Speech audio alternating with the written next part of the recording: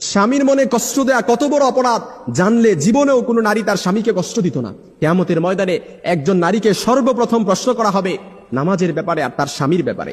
আম্মা জান আয়েশা রাদিয়াল্লাহু তাআলা আনহা বলেন, ইয়া মাশারান নিসা, হে নারী সম্প্রদায়, লাউ তাআলামনা হাক্কা আজওয়াজিকুন্না আলাইকুন্না, তোমরা যদি জানতে তোমাদের কতটা দায়িত্ব স্বামীদের উপর, লাজালাতিল মারআতু মিনকুন্না তামসাহুল গুবার আন কাদামাইহি যাওজিহা বিখাদ্দি ওয়াজহিহা, অর্থাৎ স্বামীর উপর যে কতটা দায়িত্ব তোমরা যদি স্বামীদের গুরুত্ব বুঝতে পারতে তাহলে তোমাদের গাল দিয়ে স্বামীর পায়ের ধুলা মুছে দিতে।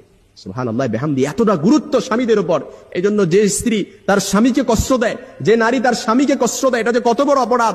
এ ব্যাপারে আল্লাহ রাসূল সাল্লাল্লাহু আলাইহি সাল্লামের আরেকটা হাদিস, দুনিয়ায় যখন কোনো নারী তার স্বামীকে কষ্ট দেয়, জান্নাতি হুরেরা তখন সাথে সাথে বলে, তুমি কেন আমার স্বামীকে কষ্ট দিলা, কেন তুমি আমার স্বামীকে কষ্ট দিলা, কাতালা কিল্লা, আল্লাহ তোরে ধ্বংস করো, আল্লাহ তোরে ধ্বংস করো। কেন জান্নাতি হুরেরা এমন বলে?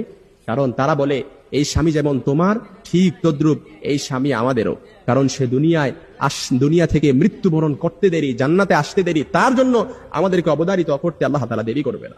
এজন্য মনে রাখবেন যে নারীরা তার স্বামীকে কষ্ট দেয়। আপনি তো বোঝেন না, আপনি যে স্বামী পাইছেন এটা একটা হীরার টুকরা পাইছেন। আপনি যে স্বামী পাইছেন এই স্বামীর কদর করতে হবে। আল্লাহ রাসূল বলেন, আল্লাহ ছাড়া কাউকে সিজদা দেওয়ার আদেশ আমি দেই না, তবে আল্লাহ ছাড়া কাউকে সিজদা দেওয়ার